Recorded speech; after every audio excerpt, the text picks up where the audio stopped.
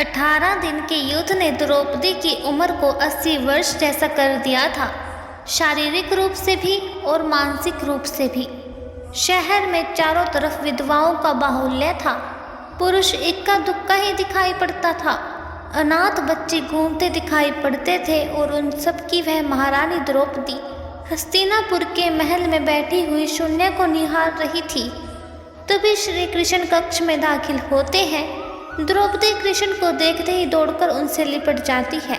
कृष्ण उसके सिर को सहलाते रहते हैं और रोने देते हैं।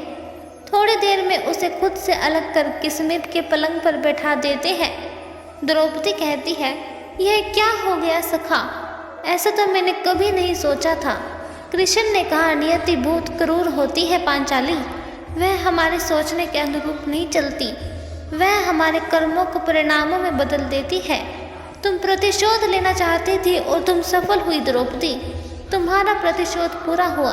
सिर्फ दुर्योधन और दुशासन ही नहीं, सारे कौरव समाप्त हो गए। तुम्हें तो प्रसन्न होना चाहिए।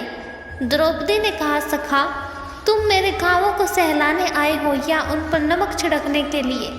कृष्ण ने कहा, नहीं द्रौपदी, मैं तो तुम्हें वास्तविकता से अवगत कराने के लिए आया हूँ। हमारे कर्मों के परिणामों को हम दूर तक नहीं देख पाते हैं और जब वे समक्ष होते हैं तो हमारे हाथों में कुछ नहीं रहता। द्रौपदी ने कहा, तो क्या इस युद्ध के लिए पूर्ण रूप से मैं ही उत्तरदायी हूँ?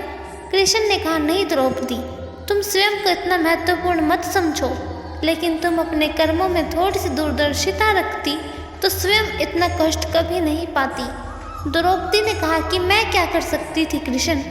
तुम बहुत कुछ कर सकती थी। श्री कृष्ण ने कहा, जब तुम्हारा स्वयंवर हुआ तब तुम कर्ण को अपमानित नहीं करती और उसे प्रतियोगिता में भाग लेने का एक अवसर देती तो शायद परिणाम कुछ और होते।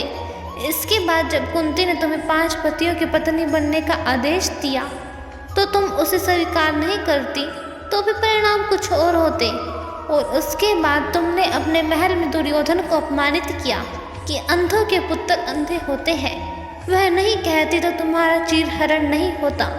तब भी शायद परिस्थितियाँ कुछ और ही होती।